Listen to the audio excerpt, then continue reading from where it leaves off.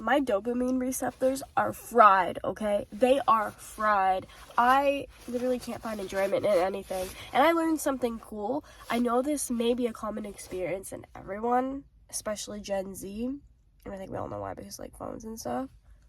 But I found the solution to this, and I thought I was doomed. But you know what the solution to this is? To where your pleasure centers are just... The solution is boredom. And yet, we thought this whole time that boredom was the problem. Because we would pick up our phones, or we would try to, like, do something because we can't sit with ourselves and our emotions long enough.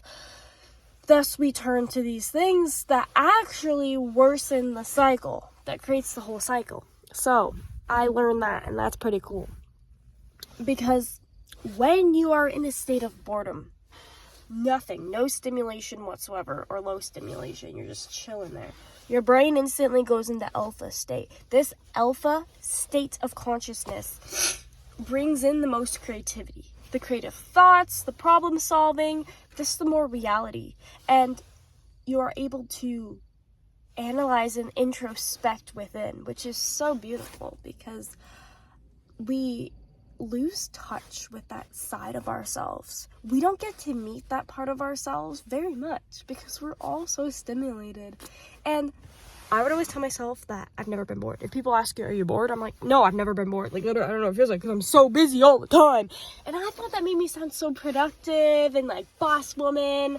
And I'm realizing it's actually messing up my brain. And I had some sort of internal stigma towards being bored. So, yeah, that did it.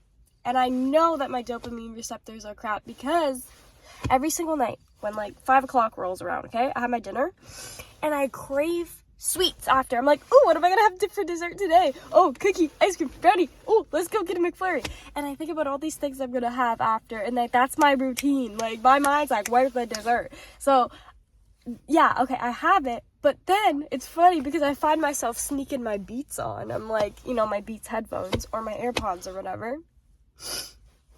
I call this dopamine stacking, because the enjoyment of the sugar is not firing enough dopamine, because, you know, I've become resistant to it and tolerant to it. I've established some sort of tolerance to it. And this is in the process of addiction as well, like the neuropsychological. So this is an addiction.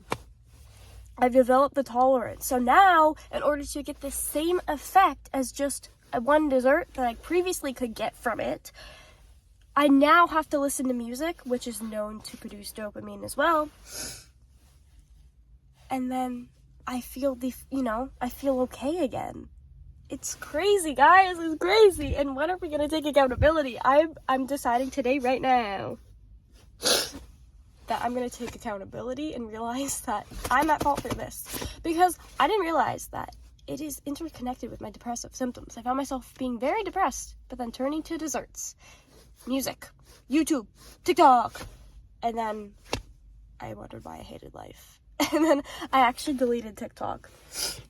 I've spent so long building myself up on TikTok. I have 100K on one account, an amazing community on one, and then I have another account with like 20K now, right? And I walked away from it completely. I deleted it. It was a sad decision, but I value my health over numbers, and I can still be a content creator. It's funny because I'm on YouTube right now. I can still be a content creator on other platforms, and my platform of choice is YouTube, so this is why I'm annoying you here. So I'm done with that.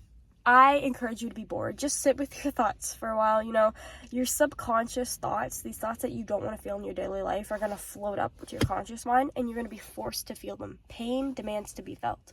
But once you allow yourself to sit with those emotions and take charge, you're going to notice improvement in your mental health and your eating habits and everything. It's so connected. I also want to mention, I did not feel like making this video today. It's a gloomy day. I'm sick, cough, cough, and I just am so out of it and want to just go curl up in a ball. But I reminded myself, do one thing every day that makes you uncomfortable, that brings you closer to who you want to be. So regardless, I'm posting this because I wanted to share this with you as well.